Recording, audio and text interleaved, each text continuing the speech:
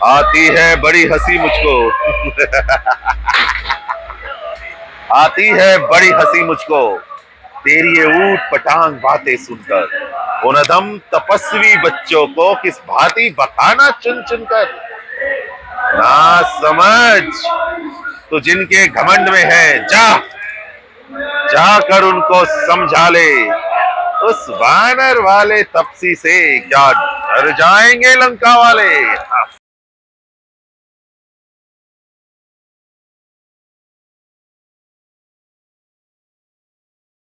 Dwarka Shri Ramlila society के कलाकारों के साथ संपादक ओमपाल प्रसाद की खास बातचीत। श्री राम के आदर्शों पर एकता और विश्वास। जी हाँ, द्वारका श्री रामलीला सोसाइटी के मंच पर इस साल भी रामायण के विभिन्न पात्रों को जीवंत करने वाले कलाकारों ने अद्भुत प्रदर्शन किया है। रामलीला के समापन के बाद सोसाइटी के कलाकारों से संपादक ओमपाल प्रसाद ने विशेष बातचीत की, जिसमें कलाकारों ने अपने अनुभव साझा किए और भगवान श्री राम के आदर्शों पर आधारित अपने विचार भी व्यक्त किए। इस बातचीत में रावण, मंदोदरी, लंकिनी, अंगद और अन्य प्रमुख पात्रों के कलाकार शामिल थे। तो दोस्तों, इस वक्त मौजूद है द्वारका श्री रामलीला सोसाइटी की ओर से जो सेक्टर 10 दिल्ली में रामलीला हो रही है, उसके अंदर जो रावण का किरदार निभा रहे हैं वो हमारे साथ मौजूद है गजेंद्र सिंह जी।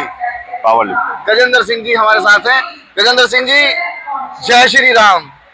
जय शंकर की। जय शंकर की। तो देखिए, आपने देखा कि किस प्रकार से हमारी शुरुआत हुई है। हमने कहा जय श्री राम और लंकेश कहते हैं जय शंकर की। तो बताएंगे कि हमारे दर्शकों को कि किस प्रकार से जब आप रावण का रोल करते हैं, जब मंच पर पहुंचते हैं, तो आपके अंदर कैसी भावना उठती है? देखिए, जब हमने जो ये किरदार जो हम निभा रहे हैं, जैसे हम इस ड्रेस को धारण कर लेते हैं तो हम अपने आप में एनर्जी को फील करने लग जाते हैं। हमारे अंदर एनर्जी बढ़ जाती है, एक ऊर्जा जो कि खुद से खुद हमें सपोर्ट करती है और हमें शक्ति देती है ये परफॉर्म करने की, ताकि हम पूरी पब्लिक को, पूरे भारत को, पूरे विश्व को बता सके कि वो रावण क्या था। रावण की मुख्य बातें ऐसी जो लोगों तक पहुंचानी हो, उन्हें कैसे बताएंगे आप? देखिए, अपने अपने तरीके से बहुत सारी बातें हैं। रावण के मन में बहुत सारी बातें थी कि जो रावण था वो युगों से जी रहा था। वो चाहता था कि मैं अपने जीते जी कुछ ऐसे कार्य कर जाऊं जो कि असंभव हैं, कभी हो नहीं सकते। जैसे कि उसने चाहा था कि आग में से कभी धुआं नहीं उठेगा, बाप से पहले कभी बेटा नहीं मरेगा, पानी पे कभी काई नहीं जमने दूंगा, और सबसे इंपॉर्टेंट कि मैं धरती से लेके स्वर्ग तक सीढ़ी बना दूंगा। और उसमें भी एक चीज उसने ये सोची थी कि चाहे कुछ भी हो, कि मैं पूरे विश्व को, जो कि लोग राम का नाम लेते हैं, विष्णु का लेते हैं, किसी का भी लेते हैं, मैं वो खत्म ही कर दूंगा। जैसे पानी में पानी का रंग ही लाल कर दूंगा कि पानी ही खत्म हो जाएगा, वो सारा खून ही हो जाएगा। उस तरह से मैं, जैसे मदिरा लाल होती है, लोगों को उसको मदिरा का मैं एक लत लगा दूंगा। देखिए, आप लंकेश के रूप में हैं इस समय, और रावण का कुछ एक डायलॉग था, उन्होंने कहा था कि मुझसे तीनों लोगों में भय व्यापित है।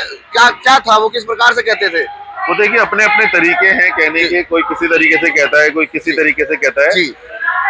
रावण जो कहता है कि है धाक धरती से गगन तलक, रचना समस्त मुझी में है, आज्ञाकारी सूर्य चंद्र, सब उदय अस्त मुझी में है। मेरी त्योरी के चढ़ते ही त्रिलोक्य कांपने लगते हैं, यम ग्रह काल सुरेश वरुण मंडल मेरा पानी भरते हैं। आती है बड़ी हंसी मुझको आती है बड़ी हंसी मुझको, तेरी ये ऊट पटांग बातें सुनकर। उनदम तपस्वी बच्चों को किस भांति बखाना चुन चुन कर। ना समझ तो जिनके घमंड में है, जाकर उनको समझा ले।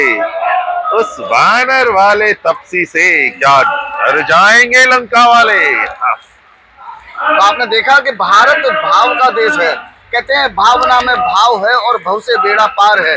तो ये वो भारत है जहाँ से संस्कृत और संस्कृति उत्पन्न होती है और जहाँ पर इतने बड़े मेला लगाए जाते हैं कि हर साल 10 दिन के लिए दशहरे का कार्यक्रम होता है जहां पूरी रामलीला दिखाई जाती है और वहां महाराज लंकेश के रूप में एक ऐसे अदाकार, ऐसे कलाकार को रखा जाता है जिनकी आवाज में बुलंदी होती है और आवाज में दम होता है। तो महाराज, यहाँ जब आप द्वारका में रामलीला कर इसमें अपना भाग निभा रहे हैं, इससे पहले आप क्या करते हैं? अपने बारे में बताएं। अपने बारे में। मेरा नाम गजेंद्र सिंह है।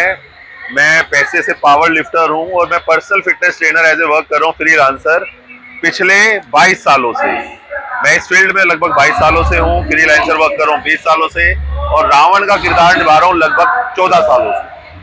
तो 14 साल से रावण का किरदार निभा रहे हैं और आपको पता होगा कि श्री राम 14 साल के लिए ही वनवास गए थे और यहाँ 14 साल से बरकरार अपना ये किरदार निभा रहे हैं रावण के रूप में। और इस समय 211 फीट का रावण बनाया गया है यहाँ पर। क्या कहते हैं इस विषय पर कुछ? देखिए, अपनी अपनी भावना है कि इसका सबसे बड़ा मैसेज यही देना है कि अंत में जीत सच्चाई की होती है।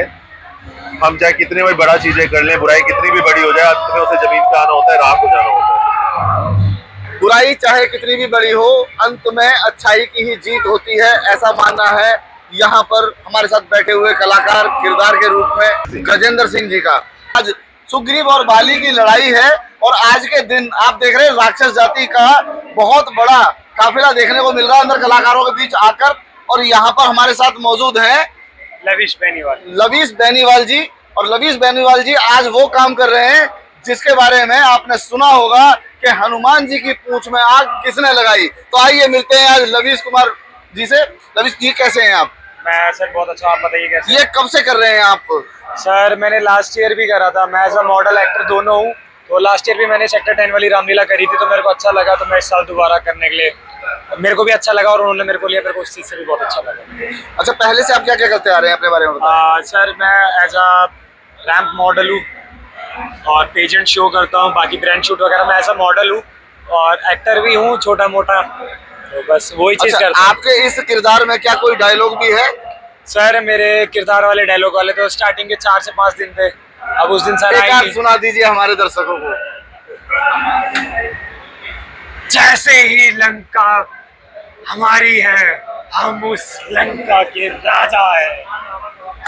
तो अभी आप देख रहे हैं कि जैसे लंका हमारी है और वैसे ही हम लंका के राजा हैं। आज हमारे साथ एक और कलाकार हैं, अक्षय कुमार जी। देखिए, हमारे साथ आज मुलाकात अक्षय कुमार जी की हो गई है।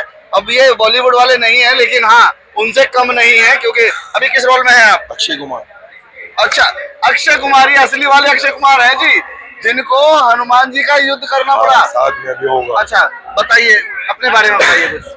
मेरे बारे में, मेरा नाम विष्णु है, Vishnu Jha. First time Dwarka sector 10 की रामलीला कर रहा हूँ और लकीली मुझे चांस मिला अक्षय कुमार प्ले करने का। आज मेरा सीन है अभी थोड़ी देर में। I'll give my 100% for sure। तो इस सीन में आपको कैसा, जब आप सीन करेंगे उस समय कैसा महसूस होगा? क्या आपके अंदर से वो ऊर्जा आती है? बिल्कुल, क्योंकि देखिए हनुमान जी, उनके हाथों में मरूंगा और हनुमान जी के हाथों मरना एक सिद्धि वाला काम है। और ये जो लीला चल रही है, राम की लीला है। और यहाँ पे अक्षय कुमार के बारे में बता दूं, वो महाबली था और बहुत कम एज में चला गया था और कहीं ना कहीं हनुमान जी ने उसका उद्धार किया था।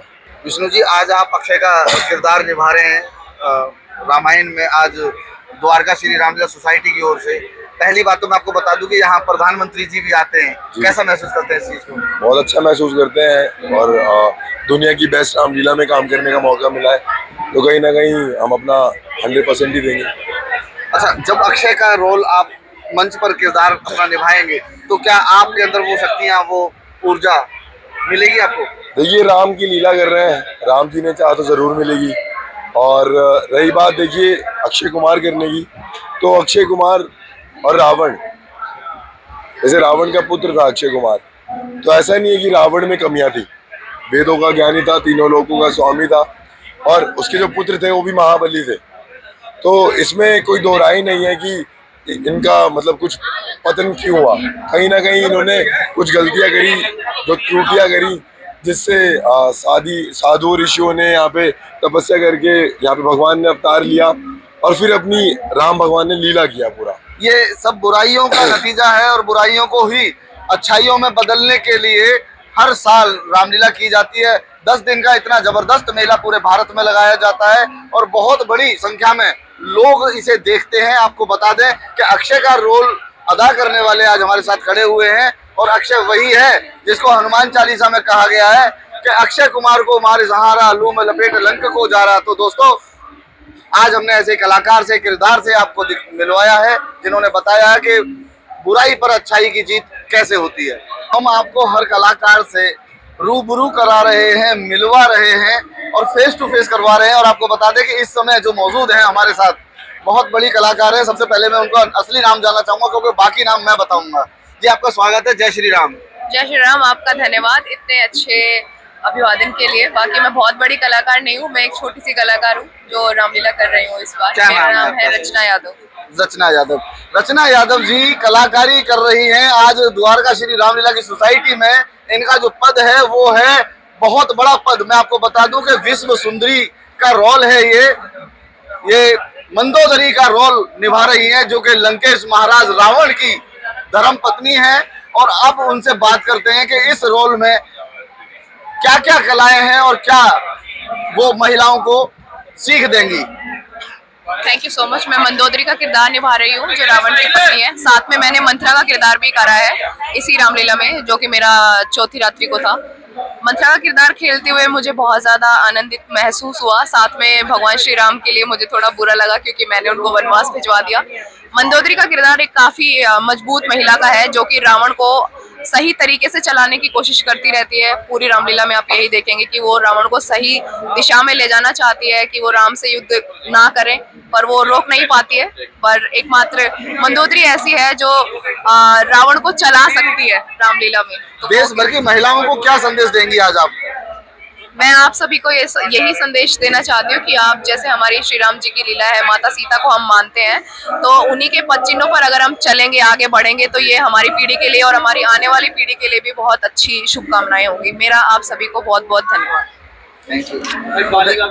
तो देखिए कितनी अच्छी बात है। और आज हमारे साथ मौजूद है, आपको पता होगा कि इस रामलीला में सबसे बड़ा किरदार निभाने वाले अगर कोई थे तो वो थे बाली, जिनकी शक्तियों की अपार बातें की जाती हैं, कहानियां गढ़ी जाती हैं।